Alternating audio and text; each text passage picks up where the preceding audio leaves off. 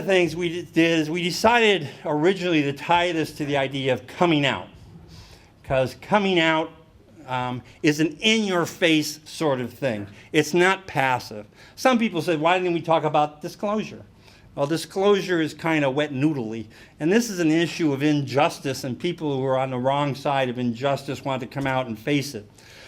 But we had Coming Out Proud as our name for about 4 years. A rose is a rose by any other name. We knew we were doing something right when we had this program, and we got blasted by both sides. Because when we called our program Coming Out Proud, the racist stigma of mental illness, the gay community said, there you go again, you're trying to pathologize us. And even worse, the conservative community in the United States saying, why are you taking those cute, innocent, mentally ill people and staining them with being gay? And so we decided to rename it as Honest, Open, Proud, rather than spending a half hour every time we're in front of a group saying we're not gay, even though we like gay people, and it's okay being gay. This is focusing on mental illness. That is the University of Wisconsin Badger. It's our colleagues in Wisconsin who changed the name. The program really hasn't changed as a result of it. We really think, amongst other things, the program's trying to look at and promote a different approach towards mental health identity. When I was a psychology intern, what I learned is you want to tell your patients to run away, right? They're patients.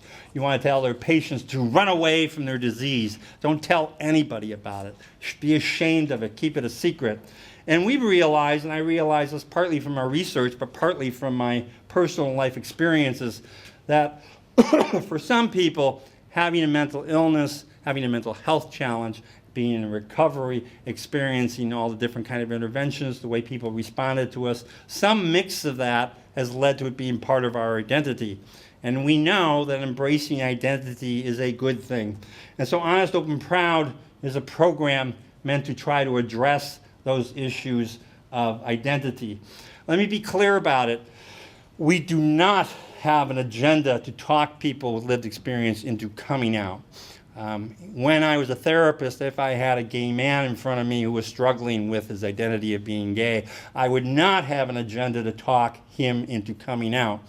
My agenda is to help him or her decide whether it's to their advantage to come out and how it helps. And so in that case, it's 3 lessons. It's meant to be brief. It's considering the pros and cons of disclosing, which, by the way, vary depending on whether you're talking about disclosing as an adult, disclosing at work versus disclosing in your faith-based community versus disclosing in your extended family. The second issue is how to disclose. There are strategic ways to do it. So I work together, this gentleman and I work together in an office. He seems to be a nice guy. I'm wondering about disclosing to him. I could take him out for coffee and I could say, hey, did you see this movie called Silver Linings Playbook? It's got Bradley Cooper and Jennifer Lawrence in it. What'd you think? And if he goes, I'm sick and tired of those politically correct shows of those kind of people, he's probably not a good person to come out to. And so you can test people before you take the risk. And the third thing is it's my story. My story has dark sides to it, it has light sides to it, and it's up to me to decide what I want to disclose. There's some benefit for me to talk about that story with peers, and so Coming Out Proud is done with 8 to 10 peers, and by the way, it's led by people with lived experience.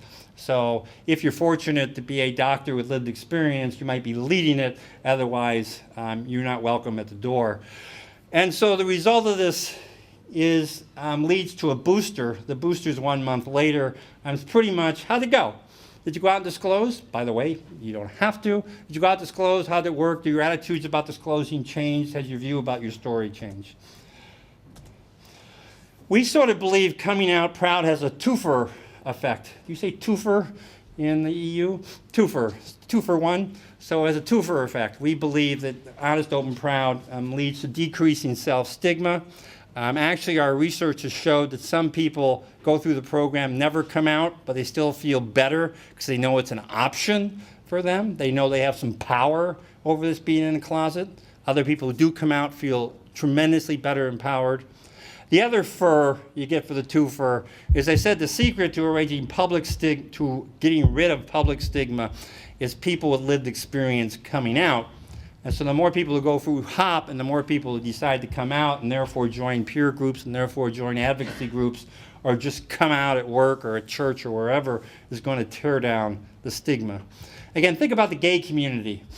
Attitudes in the United States did not change about gays because my kids in school learned it was genetic or biological or whatever. They did it because they had a fortune. Actually, by the time my kids got to school, they had gay buddies who were out in 6th, 7th, 8th grade. They had gay teachers who were out, gay ministers. That's what makes the difference. And so let me tell you about the program. You can go online. I'll have my website here later. You can download it for free. It has a manual and a workbook. It is people with lived experience developed it. They developed it with social scientists, and we developed it in multiple iterations. The program is purposefully meant to be brief. That actually is a bias I have that some people don't like that we might want to think about changing. It's purposely brief because my mentor was a guy named Robert Liberman who had these social skills training classes who lasted 32-hour sessions. And believe it or not, people kind of got tired of them and dropped out. And so we were looking for something that was kind of efficient and meaningful. It can be done as 3 individual sessions, 1 all-day session, 9 one-hour sessions, whatever works for you. It's meant to be action-oriented, so we purposely have no PowerPoint slides. My students think PowerPoint is the work of the Antichrist because you throw those things up there really fast and you go through information really fast. It is opportunity for people to talk to each other and interact with each other. It has a fidelity measure. It has a training program. Again, for those of you who are joining John and Kira on Monday, you'll be able to experience that. Leads to facilitators and master trainers. As I said, it was iterative. Actually, John and Kira wanted me to share this with you because sometimes we come up with good ideas that don't work too well. This is a program we came up with 3 years ago. I love this program. The idea was, I think the goal in coming out is not to pass as normal. So you don't want to say, hey, I may have a mental illness, but I'm normal just like you. Because that would be like saying a gay person is, hey, I'm gay, but I'm straight just like you. Instead, we believe the goal is one of solidarity, is that I stand with you where you are. And through focus groups, we came up with this idea of I stand with you with mental illness. And the groups we have networks, a big network we have in California, they absolutely didn't like that. I mean, partly people really don't like the word mental illness, which I can understand. We can talk about alternatives. And so they came up with the alternative, I stand with mental health. But then mental health isn't stigmatized, right? Mental illness is stigmatized. And by the way, who are those 3 guys? And so at the end of the day, after going back and forth, they made us get rid of it. And so that's an example of developing something that's no longer in the program. We have done research on it. I am a researcher. It's 10:30, 11:30, I would put you to sleep. Nicholas's job is actually to come up and share some of the research. Not quite. Nicholas's job is to come up with some of the research. We'd be glad to share that with you. But I want to share with you pretty much where it is in the world. The program was developed by myself, a couple of people lived experience in the U.S., and then close colleagues in Canada and Australia. And so we have different versions of the program in the U.S., in Canada, in Australia. We're now here. We're very excited about this. We have some friends. Nicholas Rusch, who you'll meet in a minute, actually did some of the original research over in Germany. Have colleagues in Belgium, some new friends here from Amsterdam. It's been translated into Italian. It's in Hebrew. We're doing some work in the UK. Perhaps what concerns me about this is that it's mostly Western world countries it's in. It's been translated to other countries, which I hope we can talk about the challenges of translating it to different languages. I have a long-standing relationship with Chinese colleagues and going to Hong Kong in December, talking about how it gets translated to Chinese. Talk about translation. Translation is a lot more than just taking the word stigma and putting it into Polish. The whole thing is a lot of these concepts just are completely different in different cultural groups. And so you have to be sensitive to those kind of differences. I must say the 2 things that we're excited about in the United States is, again, our system is if you're military, once you're out of the military, you become a veteran, so you go to our Veterans Administration. They have 152 VA medical centers which have adopted as evidence-based treatment with the potential of addressing about 20,000 veterans who are dealing with the stigma of mental illness every year. Also, we have a program in the United States called Active Minds. This is college-based program, so we have a college version of it too. just to put it in perspective and let me end, is we're trying to understand where HOP falls, because one of the issues I have with HOP right now is it seems too self-contained. You know, it's like 3 lessons and you're done. And stigma is a lot more complex an issue. For us, HOP sort of falls in a position of already existing peer support programs. I mean, there's absolutely no reason to reinvent the wheel. So in the United States, we have programs like NAMI Connection and DBSA. The VA is actually officially has these full-time paid positions called peer support specialists. These are ex-military who had serious mental illness, who are in recovery, who are providing peer services to their peers. And the goal is, when we're done, is if we're successful, take some people on HOP. And remember who people are that go to HOP.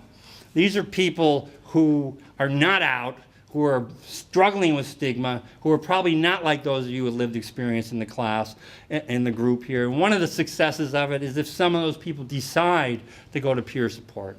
So as a result of this, and the program actually ends with, hey, these are peer support programs in your neighborhood, and these are how to get hooked up with them and to move forward with them.